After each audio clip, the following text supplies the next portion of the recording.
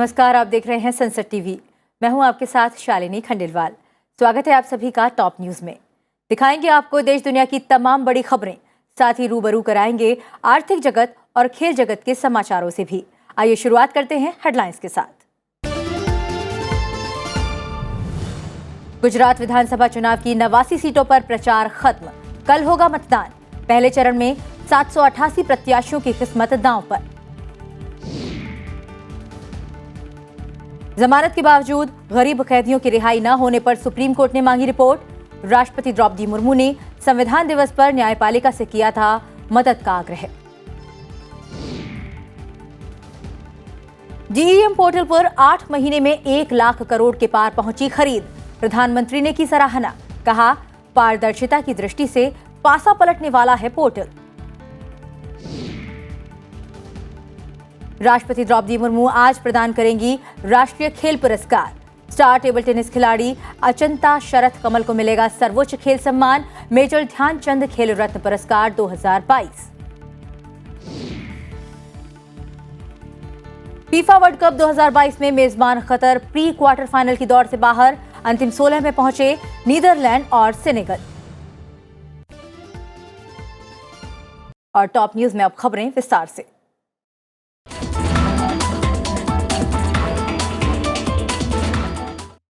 राष्ट्रपति द्रौपदी मुर्मू द्वारा जमानत दिए जाने के बावजूद जेलों में बंद लोगों की दुर्दशा के बारे में बताने के कुछ दिनों बाद सुप्रीम कोर्ट ने देश भर के जेल प्रशासन को 15 दिनों के अंदर ऐसे कैदियों का ब्यौरा देने का निर्देश दिया है। ये ब्यौरा राष्ट्रीय कानूनी सेवा प्राधिकरण को दिया जाना है ताकि उनकी रिहाई के लिए एक राष्ट्रीय योजना तैयार की जा सके। राष्ट्रपति ने 26 नवंबर को सुप्रीम कोर्ट में अपने पहले संविधान दिवस संबोधन में झारखंड के अलावा अपने गृह राज्य ओडिशा के गरीब आदिवासियों की दुर्दशा पर प्रकाश डालते हुए कहा था कि जमानत राशि भरने के बावजूद वो जेल में हैं। राष्ट्रपति ने न्यायपालिका से गरीब आदिवासियों के लिए कुछ करने का आग्रह किया था। उन्होंने कहा था कि गंभीर अपराधों के आरोपित मुक्त हो जाते हैं, लेकिन इन गरीब कैदियों, जो कि हो सकता है कि किसी को थप्पड़ मारने के लिए जेल गए हों, उनको रिहा होने से पहले वर्षों जेल में बिताने पड़ते हैं। इस मौके पर जस्टिस एस.के. कौल, प्रधान न्यायाधीश न्यायमूर्ति डी.वाई. चंद्रचूड़ के साथ मंच पर मौजूद थे। राष्ट्रपति द्रौपदी मुर्मू हरियाणा दौरे पर हैं। आज वे आशा वर्कर्स से बेटी बचाओ बेटी पढ़ाओ अभियान के बारे में जानेंगी। इसके साथ ही खिलाड़ियों और स्कूली छात्रों से भी संवाद करेंगी। राष्ट्रपति ने मंगलवार को ब्रह्म सरोवर के तट पर अंतर्राष्ट्रीय गीता महोत्सव 2022 का उद्घाटन किया। उन्होंने भगवद गीता की शिक्षा के महत्व को रेखांकित करते हुए कहा कि इस ग्रंथ में व्यावहारिक जीवन और आध्यात्म की सभी शंकाओं के समाधान सरलता से मिल जाते हैं। कार्यक्रम को संबोधित करते हुए राष्ट्रपति ने कहा कि केवल 700 श्लोकों की गीता में सभी वेदों का सारांश समाहित है। गीता वेदांत का सबसे महत्वपूर्ण ग्रंथ है। उन्होंने कहा कि भगवद गीता विपरीत परिस्थितियों में उत्साहवर्धन और निराशा में आशा का संचार करने वाला ग्रंथ है। इससे पहले राष्ट्रपति ने अंतर्राष्ट्रीय गीता महोत्सव में राज्य स्तरीय प्रगतिशील हरियाणा प्रदर्शनी को देखा था। उपराष्ट्रपति जगदीप धनखड़ त्रिपुरा के दौरे पर थे।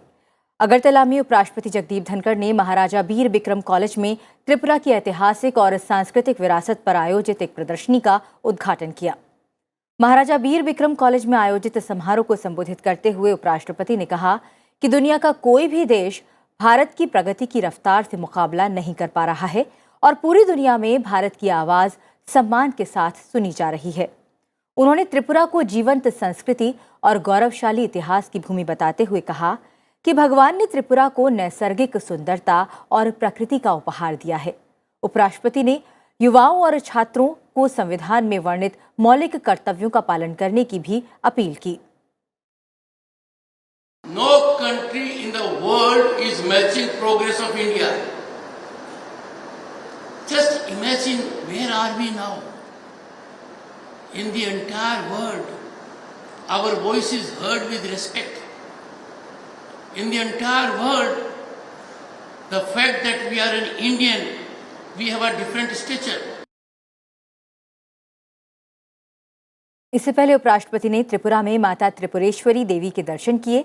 उन्होंने कहा कि पवित्र शक्तिपीठ मानवता के लिए उदारता और कल्याण का प्रतीक है।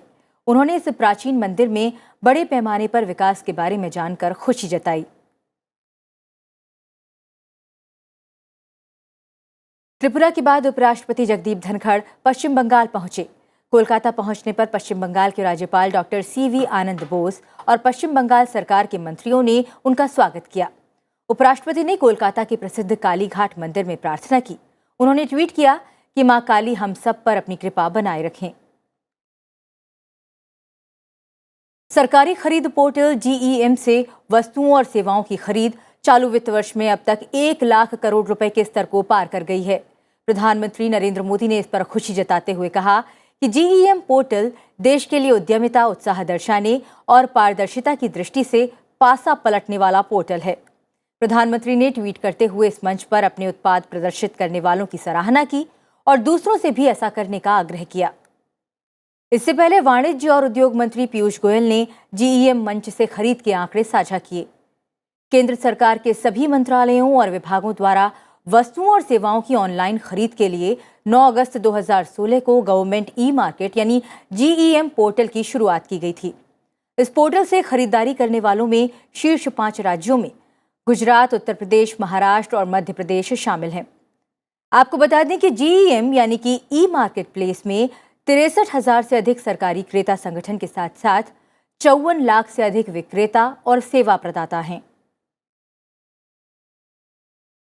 भारत ने मालदीव के सामने आ रही आर्थिक चुनौतियों से निपटने के लिए उसे मंगलवार को $10 करोड़ की आर्थिक सहायता दी।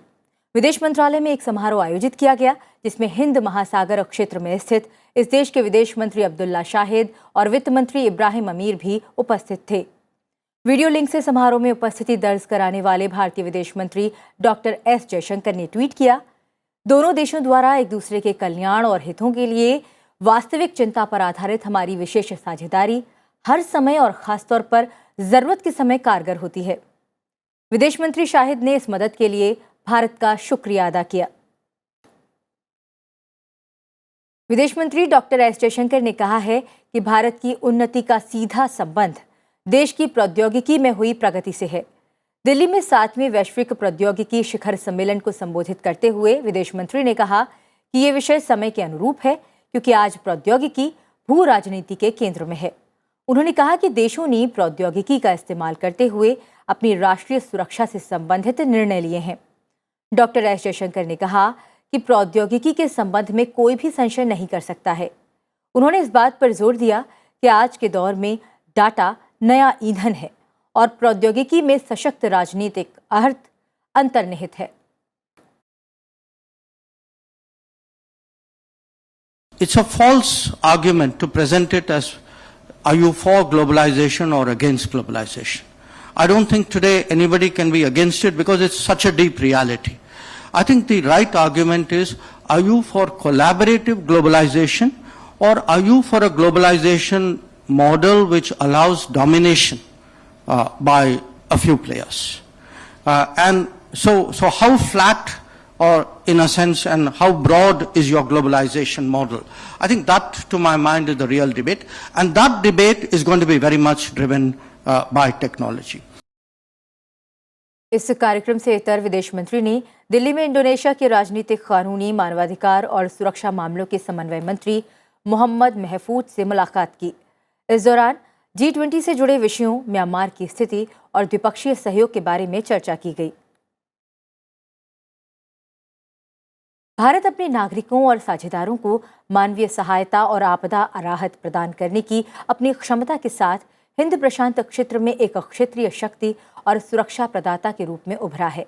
रक्षा मंत्री राजनाथ सिंह ने आगरा वायुसेना स्टेशन पर आयोजित किए जा रहे आसियान समन्वय 2022 में ये बात कही। रक्षा मंत्री ने कहा कि प्रधानमंत्री नरेंद्र मोदी द्वारा परिकल्पित सागर के तहत भारत प्राकृतिक आपदाओं जैसे खतरों से निपटते हुए क्षेत्र में आर्थिक विकास और सुरक्षा सुनिश्चित करने के लिए कई भागीदारों के साथ सहयोग कर रहा है। उन्होंने विश्वास व्यक्त किया कि समन्वय 2022 में मित्र राष्ट्रों की भागीदारी से आपदा प्रबंधन क्षमताओं में और वृद्धि होगी। यह समस्त सृष्टि विभिन्न पदार्थों, जीवात्मा अथवा जड़ और चेतन के बीच समन्वय के कारण ही चल रही है। दार्शनिक शब्दावली में इसे प्रकृति और पुरुष का समन्वय कहा गया है।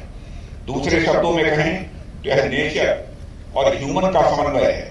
इसी तरह चाहे कोई व्यक्ति हो या संगठन, समाज हो या राष्ट्र, सभी अपने कॉन्स्टिट्यूएंट्स के समन्वय के कारण ही अस्तित्व में हैं। रक्षा मंत्री राजनाथ सिंह के सामने जांबाजों ने आसमान में हवाई करतब दिखाए। साथ ही उन्होंने उपकरणों की प्रदर्शनी का निरीक्षण भी किया।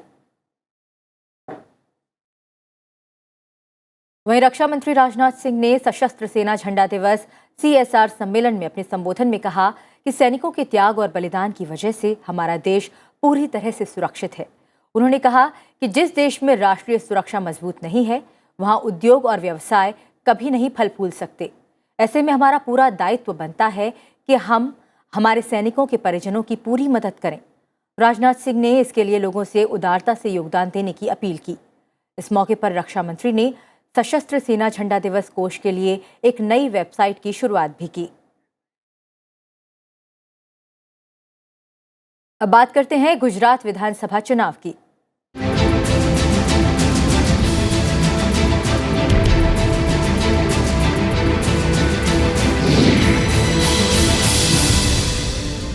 गुजरात विधानसभा चुनाव के पहले चरण का प्रचार थम गया। चुनाव आयोग ने 1 दिसंबर को होने वाले मतदान की तैयारियां पूरी कर ली हैं। इस चरण में 19 जिलों की 89 सीटों के लिए वोट डाले जाएंगे। राज्य में पहले चरण का मतदान बहुत महत्वपूर्ण माना जाता है। इस चरण में कच्छ, सुरेंद्रनगर, मोरबी, राजकोट, जामनगर, देवभूमि, द्वारका, पोरबंदर, जूनागढ़, गिर सोमनाथ, अमरेली, भावनगर, बोटाद, नर्मदा, भरूच सहित कई अन्य जिलों में ये चुनाव होना है। मुख्य मुकाबला बीजेपी, कांग्रेस और आम आदमी पार्टी के बीच है। मतदान केंद्रों और कर्मचारियों की सभी जरूरी व्यवस्था पूरी हो चुकी है। मतदान के लिए EVM और VVPAT भी तैयार हैं। चुनाव के दौरान महिला और दिव्यांग मतदाताओं के सशक्तिकरण के लिए विशेष इंतजाम किए गए हैं। मतदान के लिए 25,430 मतदान केंद्र बनाए गए हैं। सबसे अधिक 44 उम्मीदवार लिंबायत सीट से खड़े हुए हैं। मतगणना 8 दिसंबर को कराई जाएगी। सभी ट्रेनिंग भी हो चुका है एंड CAPF मेरा मिलिट्री फोर्सेस भी आ चुका है। पोलिंग स्टाफ है, more than 1 lakh polling staff इसके साथ जुड़ा हुआ है। सेंसिटिव पोलिंग स्टेशंस के ऊपर तो 100% वेबकास्टिंग तो किया है। कहाँ कहाँ कम्युनिकेशन का गैप है, फॉर एग्जांपल टेक्निकली नहीं हो सकता है वेबकास्टिंग, उसमें तो हमने वीडियोग्राफी का आयोजन किया है एंड सेंट्रल गवर्नमेंट का ऑफिसर्स है, उसका माइक्रो ऑब्जर्वर तरीके पर हमने नियुक्त किया है। भाजपा के वरिष्ठ नेता JP नड्डा, अमित शाह, स्मृति ईरानी ने कई जगह जनसभाएं की। वहीं आम आदमी पार्टी के वरिष्ठ नेता और पंजाब के मुख्यमंत्री भगवंत मान ने भी रोड शो कर चुनाव प्रचार किया। केंद्रीय गृह मंत्री अमित शाह ने चुनाव प्रचार के आखिरी दिन धुआंधार प्रचार किया। अमित शाह ने दाहोद, खेड़ा और अहमदाबाद जिलों में चुनावी रैलियों को संबोधित किया। बीजेपी के राष्ट्रीय अध्यक्ष JP नड्डा ने वडोदरा में 2 और दाहोद में 1 जनसभा को संबोधित किया। इस दौरान उन्होंने सरकार के विकास कार्यों को गिनाया। गुजरात के मुख्यमंत्री भूपेंद्र पटेल ने मेहसाणा जिले की बेचाराजी विधानसभा क्षेत्र में रोड शो कर लोगों से बीजेपी को जिताने की अपील की। उत्तर प्रदेश के मुख्यमंत्री योगी आदित्यनाथ ने वडोदरा में एक जनसभा को संबोधित कर विपक्ष पर निशाना साधा। साथ ही गोधरा में रोड शो कर लोगों से वोट करने की अपील की। आम आदमी पार्टी के वरिष्ठ नेता और पंजाब के मुख्यमंत्री भगवंत मान ने प्रदेश के कई इलाकों में रोड शो कर चुनाव प्रचार किया।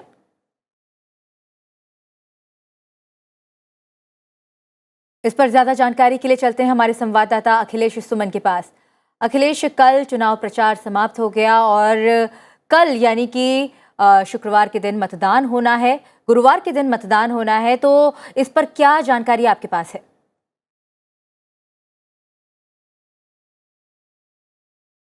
देखिए, जो सबसे महत्वपूर्ण बात यह है कि कल जरूर प्रचार थम गया, लेकिन उसके अलावा प्रचार लगातार चल रहा है और ये प्रचार अब डोर टू डोर कैंपेन के रूप में तब्दील हो गया है। आज भी डोर टू डोर कैंपेन में सुबह से ही उम्मीदवार लग गए हैं अपने कार्यकर्ताओं के माध्यम से, और उसके बाद बूथ पर कौन कौन से किस तरह का डिप्लॉयमेंट करेंगे राजनीतिक दल, उन सारे एजेंटों का ये सारे का डिप्लॉयमेंट तकरीबन वो तय कर रहे हैं और कल सुबह से ही वो डिप्लॉयमेंट में लग जाएंगे। तो निश्चित तौर पे कह सकते हैं कि यह जो इस फेज में 2 करोड़ 40 लाख के करीब मतदाता हैं और इसमें करीब 9,000 के करीब अर्बन है और उसके अलावा जो 9,000 से जो बचे हुए हैं उसमें जो रूरल बूथ्स हैं, कुल बूथ्स की संख्या 25,400 जैसा कि आपने ही बताया। तो निश्चित तौर पे काफ़ी फैला हुआ इलाका है और इसमें जहां मैं सूरत में अभी खड़ा हूं, इस पूरे फेज का फर्स्ट फेज का सबसे बड़ा शहर है और इसमें मैं सुबह से ही आज मैं जहां खड़ा हूं वहां ईवीएम मशीन यहां से डिलीवर किए जाएंगे और कल ही यहाँ स्ट्रांग रूम से यहाँ ईवीएम मशीन आ गई थी। इस बार व्यवस्था ये की गई है कि डिसेंट्रलाइज किया गया है, मतलब स्ट्रांग रूम से सारे असेंबली कॉन्स्टिट्यूंसीज के एक सेंटर पे ईवीएम मशीन चली गई है और यहाँ से फिर ईवीएम मशीन अब सुबह सारे बूथ पे जा रहे हैं। तो इस तरह की व्यवस्था से फ़ायदा ये हो रहा है कि ईवीएम मशीन देने के पहले अंदर उनका भी एक तरीके का एक्लिमेटाइजेशन और रेजिमेंटेशन और ट्रेनिंग हो रही है। सारे जो पोलिंग कर्मचारी हैं और उनको सारी चीज़ें बताई जा रही हैं कि किस तरह से कंडक्ट करना है, किस तरह से व्यवधान होने पर क्या करना है, किस तरह से सूचित करना है, जो फ्लाइंग स्क्वाड है, माइक्रो ऑब्जर्वर है, उनके साथ किस तरह से कोऑर्डिनेट करना है, ये सारी व्यवस्थाएं की जा रही है। अभी थोड़ी देर के बाद यहाँ से ईवीएम मशीनें निकलनी शुरू हो जाएंगी। अंदर जो हॉल है, इस हॉल में सारे ईवीएम मशीन के बारे में लोगों को ट्रेनिंग दी जा रही है। तो ये कह सकते हैं शालिनी की बहुत ही महत्वपूर्ण चुनाव है और उस चुनाव में व्यवस्था जो है फर्स्ट फेज की भी काफ़ी महत्वपूर्ण तरीके से, काफ़ी अच्छे तरीके से की गई है और माना यह जा रहा है कि गुजरात में आम तौर पे चुनाव में अशांति नहीं होती। कुछ थोड़े बहुत कंप्लेन आए थे, कल भी मैंने यहाँ कमिश्नर ऑफ पुलिस से बात की या कलेक्टर से भी बात की, उन्होंने भी बताया कि राजनीतिक दलों की तरफ से कुछ सुझाव आए हैं और उन सुझाव पे भी हम अमल कर रहे हैं ताकि कैसे जो विकलांग हैं या कैसे जो सीनियर सिटीजन हैं जो आना चाहते हैं उनके लिए भी किस तरह की व्यवस्था की जा सकती है, ये सारी व्यवस्थाएं उन्होंने करने की कोशिश की है।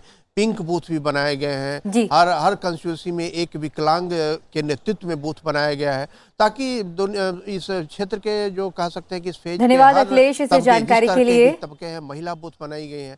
तो हमारे संवाददाता अखिलेश सुमन ने जानकारी दी कि गुजरात विधानसभा चुनाव में के पहले चरण के मतदान से पहले क्या कुछ खास तैयारियां की गई हैं।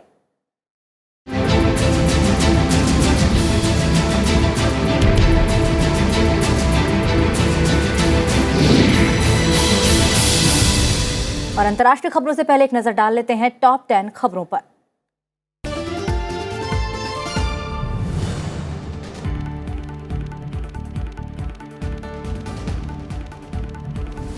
केंद्रीय इलेक्ट्रॉनिक्स और सूचना प्रौद्योगिकी, संचार और रेल मंत्री अश्विनी वैष्णव आज नई दिल्ली में बिल्डिंग द नेक्स्ट यूनिकॉर्न नामक एक स्टार्टअप पहल की शुरुआत करेंगे। मेक इन ओडिशा कॉन्क्लेव 2022 के तीसरे संस्करण का उद्घाटन आज ओडिशा के मुख्यमंत्री नवीन पटनायक द्वारा किया जाएगा। ये आयोजन 4 दिसंबर तक चलेगा।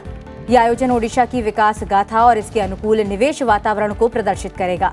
इसमें कई नामी उद्योगपति शामिल होंगे। दिल्ली में एम्स के ई अस्पताल का डेटा सर्वर बहाल कर दिया गया है और बाकी सेवाओं को बहाल करने से पहले नेटवर्क को सैनिटाइज किया जा रहा है।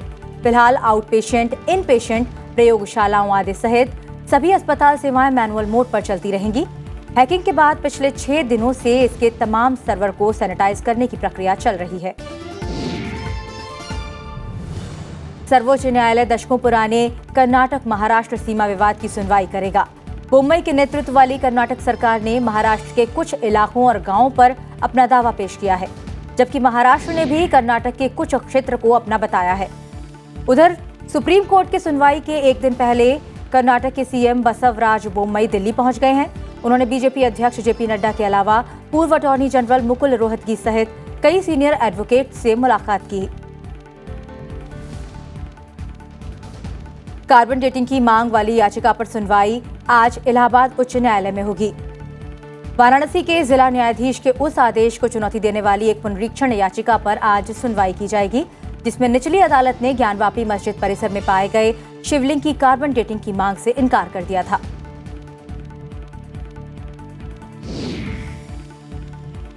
मानसिक स्वास्थ्य और सामाजिक देखभाल नीति पारित मेघालय कैबिनेट ने कैबिनेट की बैठक के बाद अपनी पहली मानसिक स्वास्थ्य और सामाजिक देखभाल की नीति को पारित कर दिया है।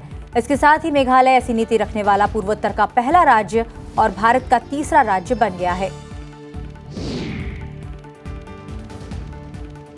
मेघालय मंत्रिमंडल ने असम से लगी राज्य की सीमा से सटे हिंसा प्रभावित मुकरोह गांव सहित खासी जयंतिया हिल्स क्षेत्र में 7 स्थानों पर पुलिस चौकियां स्थापित करने के प्रस्ताव को मंजूरी दे दी है। उत्तराखंड सरकार ने मंगलवार को विधानसभा में वित्त वर्ष 2022-23 के लिए 5,440.43 करोड़ रुपए का अनुपूरक बजट पेश किया। राज्य विधानसभा के शीतकालीन सत्र के पहले दिन अनुपूरक बजट पेश करते हुए वित्त मंत्री प्रेमचंद अग्रवाल ने कहा कि 2022-23 के लिए 65,571 करोड़ रुपए के मूल बजट के उपरांत कुछ केंद्र पोषित योजनाओं में धन आवंटन के कारण वर्ष के शेष महीने में धन की कमी पड़ने पर राज्य आकस्मिकता निधि से धन स्वीकृत किया गया था और इसकी प्रतिपूर्ति करने और नई योजनाओं के लिए अनुपूरक बजट लाया गया है। एनआईए ने सितंबर 2021 में पंजाब के जिला फाजिल्का के जलालाबाद शहर में बम विस्फोट से संबंधित एक मामले में 2 आरोपियों के खिलाफ आरोप पत्र दायर किया है। आरोप पत्र में महात्मा नगर गांव निवासी सूरत सिंह और फाजिल्का जिले के नूरे के गांव निवासी गुरचरण सिंह शामिल हैं। चार्जशीट विस्फोटक पदार्थ अधिनियम 1908, गैर कानूनी गतिविधियां रोकथाम अधिनियम, एनडीपीएस अधिनियम 1985 और आईपीसी की धारा 120B की विभिन्न धाराओं के तहत दायर की गई है। भारत के महापंजीयक कार्यालय द्वारा जारी एक विशेष बुलेटिन के अनुसार देश में मातृ मृत्यु दर में कमी आई है।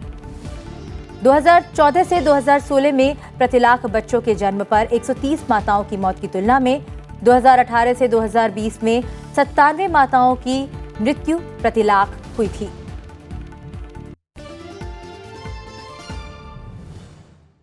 टॉप 10 खबरों के बाद अब एक नजर डाल लेते हैं अंतर्राष्ट्रीय खबरों पर।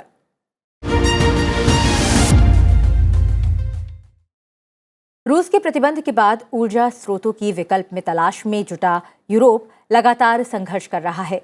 इस बीच जर्मनी और कतर के बीच एक समझौता हुआ है। इस समझौते के तहत कतर जर्मनी को प्राकृतिक गैस की सप्लाई करेगा।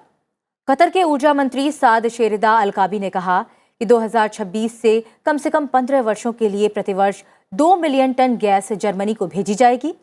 कतर एनर्जी के मुख्य कार्यकारी शेरिदा अलकाबी ने कहा कि रूस के प्रतिबंध के बाद कई यूरोपीय और एशियाई देश अब प्राकृतिक गैस की मांग कर रहे हैं और उनके पास वार्ताकार न होने के कारण इसमें लंबा समय लग रहा है। चीन ने अमेरिका के साथ कड़ी प्रतिस्पर्धा के बीच अपने निर्माणाधीन अंतरिक्ष स्टेशन के लिए एक अंतरिक्ष यान के जरिए 3 अंतरिक्ष यात्रियों को रवाना किया। शेनझोउ 15 अंतरिक्ष यान को उत्तर पश्चिमी चीन स्थित जियुक्वान उपग्रह प्रक्षेपण केंद्र से रवाना किया गया। इसमें 3 अंतरिक्ष यात्री फी जुनलोंग, डेंग किमगिंग और झांगलू सवार हैं। चाइना मैन्ड स्पेस मिशन के निदेशक के सहायक जी किमिंग के मुताबिक फी जुनलोंग मिशन के कमांडर होंगे। ये प्रक्षेपण लॉन्ग मार्च 2 AF रॉकेट के जरिए किया गया। चालक दल करीब 6 महीने तक कक्षा में रहेगा। इस दौरान निचली कक्षा में अंतरिक्ष स्टेशन का निर्माण पूरा होने की उम्मीद है। पेंटागन की एक रिपोर्ट में चीन को लेकर एक बड़ा खुलासा हुआ है। रिपोर्ट के मुताबिक चीन तेजी से अपने परमाणु हथियारों का जखीरा बढ़ा रहा है। अगले करीब 12 सालों में चीन के पास 1500 से ज्यादा परमाणु हथियार होंगे। आपको बता दें कि पेंटागन अमेरिका का रक्षा विभाग है जो आंतरिक सुरक्षा के अलावा दुनिया में होने वाली तमाम हरकतों पर अपनी पैनी नजर बनाए रखता है। इस रिपोर्ट में ये बताया गया है कि चीन ने अनुमानित रफ्तार से ज्यादा काम किया है और अभी उसके पास करीब 400 परमाणु हथियार हैं। अंतर्राष्ट्रीय खबरों के बाद अब एक नजर डाल लेते हैं आर्थिक जगत की बड़ी खबरों पर।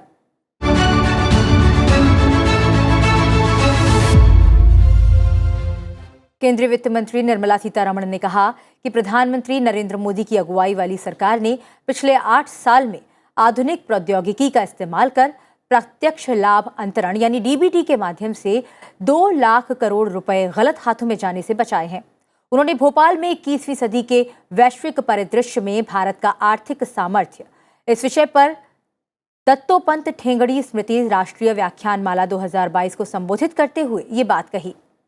वित्त मंत्री ने मध्य प्रदेश में वित्तीय और लोक परिसंपत्ति प्रबंधन के क्षेत्र में किए जा रहे प्रयासों की प्रशंसा की।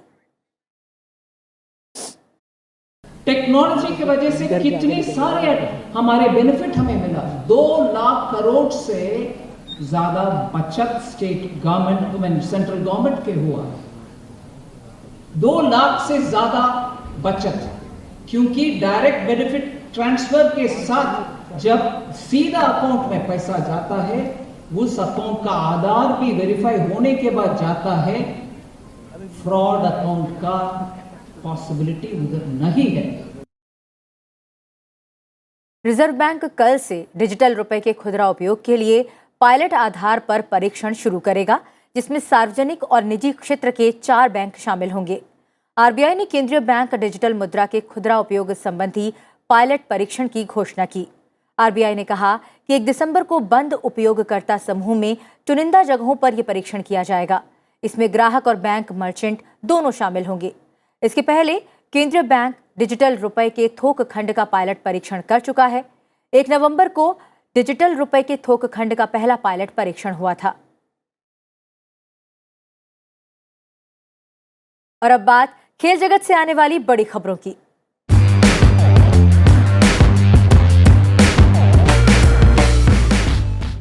आज राष्ट्रपति भवन में चयनित खिलाड़ियों और कोचों को राष्ट्रीय खेल पुरस्कार प्रदान किए जाएंगे।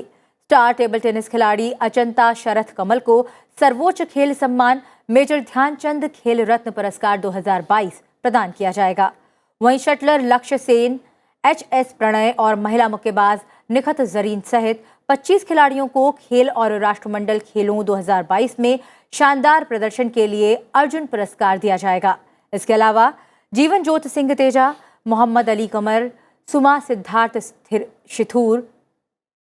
शिरूर और सुजीत मान को द्रोणाचार्य पुरस्कार दिया जाएगा।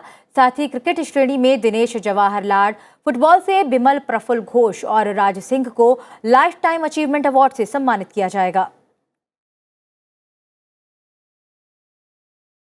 राष्ट्रपति द्रौपदी मुर्मू आज राष्ट्रपति भवन में वर्ष 2021 के लिए तेंजिंग नोरगे राष्ट्रीय साहसिक पुरस्कार भी प्रदान करेंगी। युवा मामले और खेल मंत्रालय ने इन पुरस्कारों की घोषणा की थी। ये पुरस्कार 4 श्रेणियों भूमि, जल और हवाई क्षेत्र में साहसिक कार्यों और लाइफ टाइम अचीवमेंट के लिए दिए जाएंगे। ग्रुप कैप्टन भवानी सिंह सम्याल को लाइफ टाइम अचीवमेंट अवार्ड दिया जाएगा। अन्य विजेताओं में शुभम धनंजय वनमाली और नैना धाकड़ शामिल हैं। उन्हें पुरस्कार स्वरूप प्रतिमा, प्रमाण पत्र और 15-15 लाख रुपए दिए जाएंगे। तेंजिंग नोरगे राष्ट्रीय साहसिक पुरस्कार हर साल साहसिक क्षेत्र में उपलब्धियों को मान्यता देने, युवाओं में सहन शक्ति और जोखिम लेने की भावना विकसित करने के लिए प्रोत्साहित करने के लिए दिए जाते हैं। इन दिनों कतर में फीफा वर्ल्ड कप 2022 की धूम चल रही है। इस टूर्नामेंट से मेजबान कतर और इक्वाडोर की टीम मैच हारकर प्री क्वार्टर फाइनल की दौड़ से बाहर हो गई है। वहीं नीदरलैंड की टीम ने कतर को 2-0 से हराकर अंतिम 16 में जगह बनाई। टीम की तरफ से कोडी गाकपो और फ्रेंकी डिजोंग ने 1-1 गोल किए। इसके अलावा सेनेगल ने इक्वाडोर की टीम को 2-1 से हराया। फिलहाल टॉप न्यूज में इतना ही। जाते जाते आपको छोड़ जाते हैं 30 नवंबर यानी कि आज के दिन से जुड़े इतिहास के साथ। आप देखते रहिए संसद टीवी। मुझे दीजिए आज्ञा। नमस्कार। 30 नवंबर साल 1858 को डॉक्टर जगदीश चंद्र बोस का जन्म ब्रिटिश भारत के बंगाल प्रांत में हुआ। वे भारत के प्रसिद्ध वैज्ञानिक थे जिन्हें भौतिकी, जीव विज्ञान, वनस्पति विज्ञान और पुरातत्व का गहरा ज्ञान था। वे पहले वैज्ञानिक थे जिन्होंने रेडियो और सूक्ष्म तरंगों की प्रकाशिकी पर कार्य किया। साल 1917 में जगदीश चंद्र बोस को नाइटहुड की उपाधि से सम्मानित किया गया। सर जगदीश चंद्र भारत के पहले ऐसे वैज्ञानिक थे जिन्होंने एक अमेरिकन पेटेंट प्राप्त किया। उन्हें विज्ञान कथा साहित्य का पिता भी माना जाता है।